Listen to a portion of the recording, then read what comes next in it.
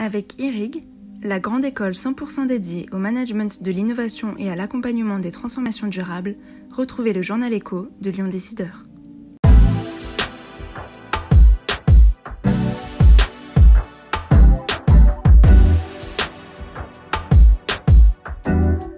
Bonjour et bienvenue dans le journal Écho de Lyon Décideur. Notre invité aujourd'hui, Lionel Flasseur, le directeur général d'Auvergne-Rhône-Alpes Tourisme. Où en est le secteur du tourisme au début de la saison d'été, après la crise sanitaire de ce printemps? Comment la région accompagne-t-elle la relance du secteur? On en parle dans un instant avec lui.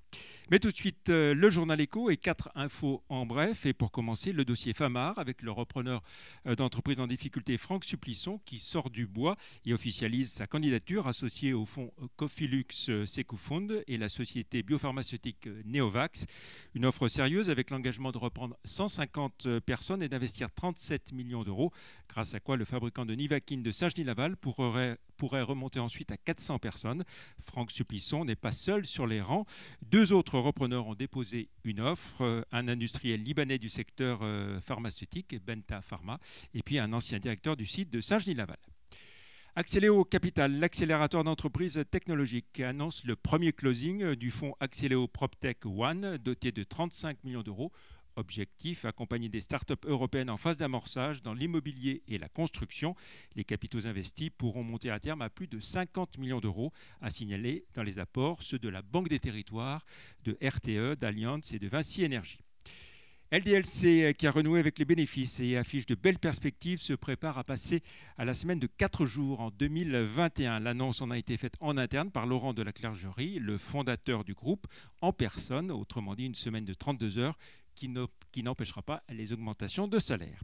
Enfin, le chiffre du jour, 200 millions d'euros, c'est le montant des pertes de chiffre d'affaires estimé du groupe SEB au deuxième trimestre 2020.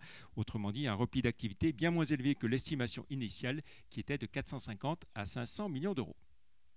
Voilà, et on retrouve à présent notre invité Lionel Flasseur, directeur général d'Auvergne-Rhône-Alpes Tourisme. Bonjour. Bonjour. Merci de nous accueillir ici dans vos locaux à la Confluence. Auvergne-Rhône-Alpes Tourisme, connu auparavant sous l'appellation de CRT, Comité Régional du Tourisme. Alors on va dire que vous êtes quoi, le bras armé de la région au service du secteur du tourisme et avec quels moyens ? Oui, effectivement, on est l'agence de développement économique liée au tourisme en tant que tel, puisque c'est un secteur qui est majeur pour notre région. Et on est doté de moyens donnés par la région, de moyens financiers, pour faire en sorte effectivement d'assurer notre mission. Le budget on est sur un budget de 13 millions d'euros et la région contribue à hauteur de 10 millions d'euros chaque année. Voilà, et le reste, c'est des ressources propres. C'est des ressources propres, des ressources liées à nos activités. Notamment, on a un organisme de formation au sein de notre organisation. On a également de la mutualisation de moyens avec un certain nombre de partenaires, que ce soit des partenaires privés ou des partenaires publics.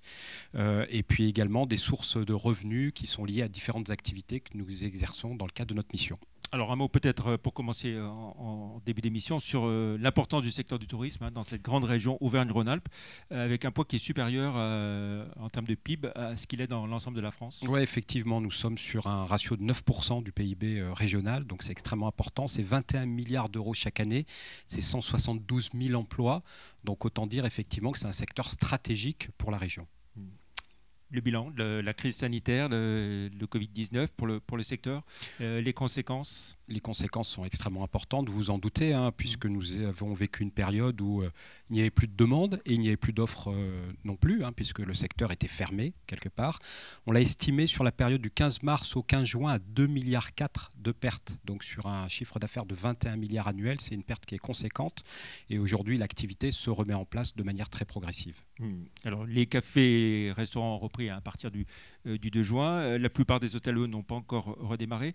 La situation est plus que préoccupante pour certains. La situation est préoccupante, mais on a des bonnes raisons d'espérer. On a des bonnes raisons d'espérer pour plusieurs choses. La première, c'est que 85% de l'offre touristique aujourd'hui est réservable. Elle est ouverte en tant que telle. Donc ça, c'est plutôt une bonne chose, puisque ce n'est pas gagné d'avance, puisqu'un certain nombre de professionnels se posaient la question de réellement ouvrir face aux difficultés économiques. Donc ça, c'est le premier point.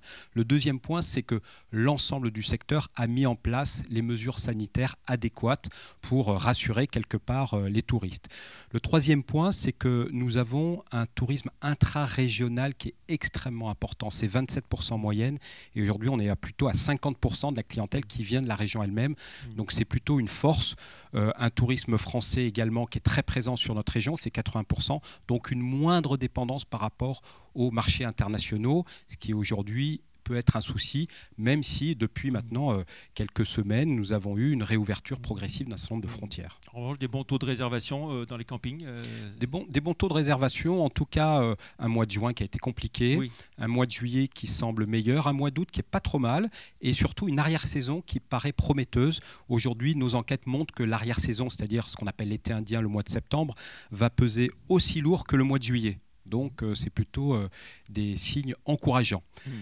Sachant qu'il y a encore beaucoup de personnes qui ne savent pas ce qu'ils vont faire pour leurs vacances. Exactement. Aussi bien au niveau national qu'ici dans la région. Exactement. Donc, on parle souvent du phénomène de la dernière minute. Ce phénomène s'est amplifié avec la crise sanitaire. Aujourd'hui, vous avez 50% des Français qui ont prévu de partir en vacances. 50% les autres 22% qui ne partiront pas en vacances et 28% qui sont encore indécis. Voilà. Et effectivement, aujourd'hui, le taux d'indécision est encore extrêmement élevé quant à la destination finale. Et nos derniers chiffres montrent que la campagne et la montagne, qui sont des terrains de prédilection au niveau de notre région, sont au coude à coude avec le littoral, ce qui est plutôt encourageant également. Voilà. Et puis, autre sondage national, j'ai vu...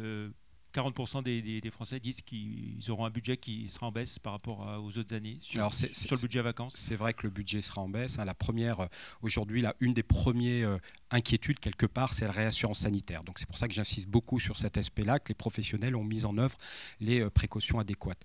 Et la deuxième, effectivement, c'est une préoccupation liée au pouvoir d'achat. Il se trouve qu'on est une région qui est très développée en termes de présence de famille d'une part, mais également de résidences secondaires. 58% de nos nuitées ne sont pas marchandes en tant que telles. Et là, ça peut se révéler une force pour cet été. Alors, il y a eu beaucoup de plans d'accompagnement qui ont été décidés, aussi bien par la région Auvergne-Rhône-Alpes qu'au niveau de l'État, dans le secteur du tourisme.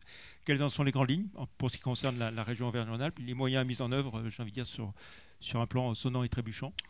Très concrètement, aujourd'hui, pendant la période au cœur de la crise, le plan d'accompagnement qui a visé à faire en sorte qu'il y ait un taux de survie des entreprises qui soit réel et qui soit conséquent. Et donc la région Auvergne-Rhône-Alpes, même si je ne m'exprime pas au nom de la région, mais la région Auvergne-Rhône-Alpes a déployé un plan spécial tourisme de 30 millions d'euros, effectivement, pour accompagner et notamment les plus petits opérateurs. Les petites structures, les structures de moins de 10 collaborateurs. Et donc ça, c'est important. Ça leur permet de passer le cap et ça leur permet surtout de réouvrir, effectivement, pour démarrer cette saison. Donc ça, c'est le premier point d'accompagnement. Le deuxième plan, c'est un plan de 12 millions d'euros qui est très tourné vers la promotion, qui s'étale sur 18 mois. Donc c'est un plan d'action et un plan de communication complètement inédit. 18 mois, pourquoi? Parce que tout simplement, on pense que la reprise va être progressive, elle va être longue. Si à horizon 2022, si nous arrivons à récupérer le chiffre d'affaires effectivement des 21 milliards d'euros, ça sera effectivement une très belle performance. Et donc, c'est l'objectif que vous fixez. C'est un objectif, c'est une ambition. Et c'est la raison pour laquelle notre plan de transition, quelque part, on l'a séquencé en 3 périodes pour faire en sorte de coller effectivement à la saisonnalité de notre tourisme. Vous avez évoqué l'importance du tourisme intra-régional. Qu'est-ce que vous prévoyez de faire pour reconquérir la clientèle étrangère à moyen terme, on va dire, puisque cette année, ça va être compliqué. Oui, mais dès maintenant, on a démarré, dès qu'il y a eu la réouverture effectivement d'un certain nombre de frontières, et notamment de la part de nos amis belges ou des Pays-Bas, on a démarré tout de suite, par exemple, des campagnes sur l'hôtellerie de plein air, puisqu'on sait que c'est une clientèle qui est particulièrement friande de ce type d'hébergement, avec des résultats qui sont déjà là en termes d'intérêt pour ces offres. Donc, on souhaite rester agile, flexible et réagir en temps réel en fonction de l'ouverture de ces marchés internationaux. On est moins dépendant du grand international. Aujourd'hui, c'est uniquement 9% de notre clientèle. 11%, c'est de la clientèle européenne de proximité. Et 80%, c'est de la clientèle française, avec l'intra-régional, vous en parliez, mais également le bassin parisien, qui pour nous est notre deuxième zone de captation de clientèle. Alors, votre stratégie développée par Auvergne-Rhône-Alpes Tourisme est orientée autour du tourisme bienveillant. Est-ce que ça veut dire que vous avez anticipé l'arrivée des écologistes à la tête de plusieurs villes et dans cette région, et notamment de la métropole aussi, ville de Lyon et métropole? Sans faire de la politique, ça veut dire surtout que ce sont aujourd'hui des préoccupations sociétales qui ne sont pas nouvelles. Très clairement, le tourisme bienveillant, on ne l'a pas lancé par opportunisme. C'est une notion qui a été lancée en octobre 2018 avec des initiatives très concrètes. Ça veut dire quoi, voilà, par exemple, tourisme bienveillant, c'est un tourisme qui agit en pleine conscience et en pleine responsabilité par rapport à ses impacts environnementaux, économiques et sociétaux. Voilà. Et donc je vous encourage à aller sur www.tourismebienveillant.org parce qu'il y a une petite vidéo qui explique très bien ce concept. On a lancé un certain nombre d'initiatives. Peut-être celle qu'il faut retenir, c'est un fonds de dotation pour un tourisme bienveillant qui est la plus innovante. Aucune structure en France ne s'est dotée d'un tel outil. L'idée étant de pouvoir faire appel à du mécénat, comme on peut le faire pour le patrimoine, pour la culture ou pour le sport, pour pouvoir financer des projets d'intérêt public dans le domaine environnemental, dans le domaine scientifique, mais également dans le domaine du tourisme pour tous. On a un vrai attachement pour faire en sorte que notre région soit accessible au plus grand nombre. Et est-ce que le tourisme bienveillant, ça veut dire aussi ne pas se laisser déborder par les appartements Airbnb dans des villes comme Lyon, par exemple? Ça peut vouloir ça, mais encore une fois, moi, j'aime pas avoir des raisonnements par opposition. J'aime plutôt être dans la vision proactive. Je pense qu'aujourd'hui, tout mode d'hébergement a sa raison d'être en tant que tel, à partir du moment où ça répond à une demande de clientèle. Mais par contre, il faut être vigilant pour assurer la durabilité des acteurs, d'une part, la durabilité également de l'acceptation par les habitants.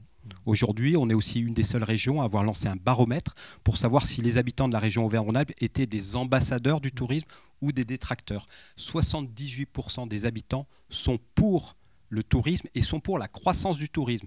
Et c'est la raison pour laquelle le tourisme bienveillant n'oppose pas la durabilité à la croissance économique. Vous arrivez à l'instant d'une conférence de presse à Fourvière avec les grands sites de la région, grands sites touristiques. Qu'est-ce qu'il faut en retenir?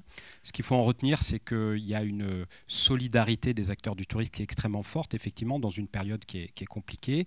Ce qu'il faut en retenir, c'est qu'il y a beaucoup de nouveautés. Ces choix touristiques auraient pu faire le choix, effectivement, face aux difficultés de ralentir leurs investissements, voire de les stopper. Ça n'a pas été le cas. Donc ça veut dire qu'aujourd'hui, plus que jamais, il est favorable de découvrir ou redécouvrir sa région.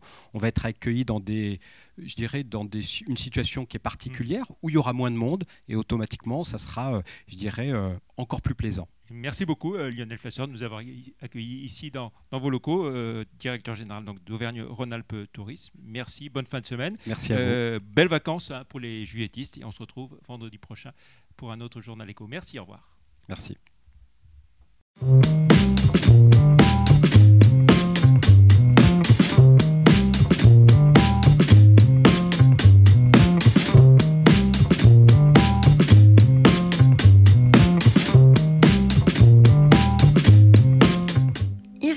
La grande école 100% dédiée au management de l'innovation et à l'accompagnement des transformations durables vous a présenté le Journal Éco de Lyon Décideur.